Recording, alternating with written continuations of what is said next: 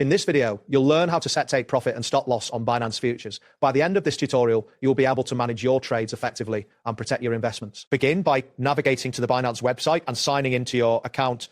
Once you are logged in, locate the menu on the home page and find the option for futures. Click on this option to access the futures trading section.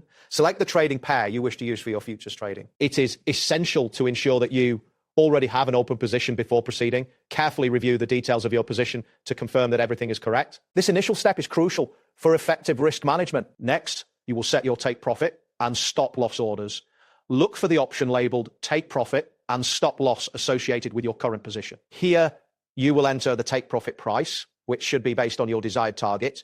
After that, input the stop loss price to limit your downside risk. It is important to review the trigger conditions associated with these orders to ensure they align with your trading strategy. Once you have confirmed the settings, make sure to finalize them securely.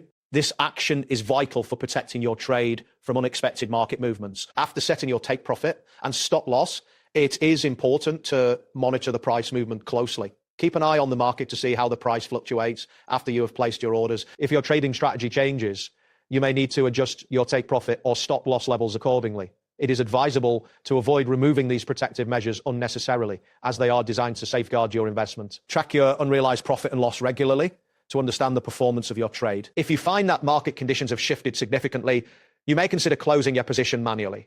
This can be done through the futures interface by selecting the option to close your position. Be aware that manually closing a position can help you lock in profits or minimize losses, especially in volatile market conditions. Always stay informed about the latest price movements to make timely decisions. And that wraps up today's guide. Thanks for watching, and catch you in the next tutorial.